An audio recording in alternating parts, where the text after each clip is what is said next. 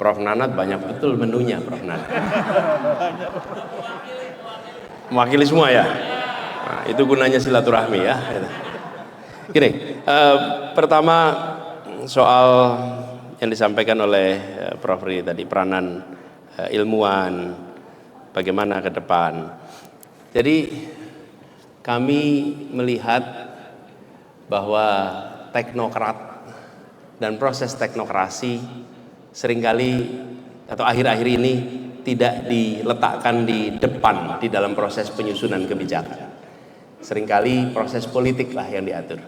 Sekalian, kalau di dalam bicara managing power gitu ya, itu maka tidak ada 3 unsur kira-kira. Satu adalah power dalam artian politik, kekuatan. Kedua, policy dalam artian kebijakan. Dan ketiga adalah political economy, who gets what, when, where, how much. Itu 3 aspek. Nah, kami melihat yang di depan seharusnya adalah policy, baru kemudian politics, baru kemudian political economy masuk di situ. Nah, kami menyaksikan ini agak bergeser. Jadi ke depan saya melihat ilmu pengetahuan harus dikembalikan menjadi kompas di dalam menyusun kebijakan-kebijakan. Wake up call-nya kapan? Wake up call-nya kapan Ibu sekalian? Pandemi kemarin. Bapak Ibu sekalian, pada saat kita diterpa pandemi, saat itu adalah ujian bagi semua pemegang kewenangan di seluruh dunia. Dan saat itu kita punya kesempatan untuk menilai mana pemegang kewenangan yang menggunakan ilmu pengetahuan dan mana pemegang kewenangan yang merendahkan ilmu pengetahuan. Saat itu. Begitu ada pandemi, kenapa? Karena kita berhadapan dengan tabir ketidaktahuan. Mendadak kita ketemu dengan veil of ignorance.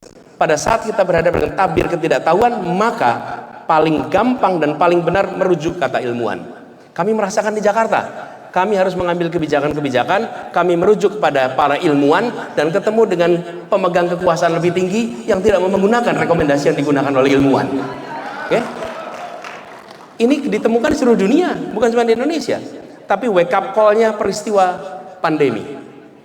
Maka itu kami melihat ke depan, hormati teori, hormati pengetahuan, dan tidak boleh lagi pemimpin mengatakan, itu teori, yang penting pekerjaannya selesai. Tidak bisa. Kalau bekerja hanya teori saja, nanti lain kali jangan bikin kursi kakinya 4. Prakteknya aja bikin kakinya 3. Nggak bisa, karena teorinya kakinya 4. Dan inilah yang kami ingin sama-sama kerjakan. Jadi kami melihat, lalu bagaimana urutannya? 1, prinsip dalam pengambilan kebijakan, prinsip kesetaraan keadilan. Dimensi pertama. Dimensi kedua adalah prinsip kepentingan publik. Dimensi ketiga adalah prinsip akal sehat, evidence, data. Dimensi yang keempat adalah aspek astagfirullah. Apa tadi pertama? Nilai, kemudian kepentingan umum, kesetaraan, kemudian ada satu lagi ini mendadak hilang. Nanti kalau ingat saya munculin lagi.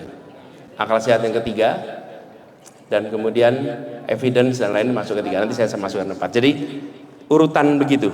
Nomor 1 adalah pegangan nilai. Jadi Prof. Riri, kami melihat ilmu pengetahuan itu menjadi sesuatu yang sangat penting dan ilmuwan penting. Nah, ini saya sambungkan dengan pernyataan yang disampaikan Prof. Nanat tadi. Kampus harus bisa menjadi tempat di mana perasaan bebas berpikir itu hidup di profesor, di guru besar, di dosen, dan di mahasiswa. Supaya kampus terus menjadi mitra dari pemerintah. Tidak boleh ada perasaan takut berada di kampus dan mengungkapkan pendapatnya lagi. Kita melihat kampus-kampus itu justru menjadi mitra yang harus memberikan kepada kita bahan-bahan, materi-materi yang bisa membantu di dalam menjalankan tugas di pemerintahan.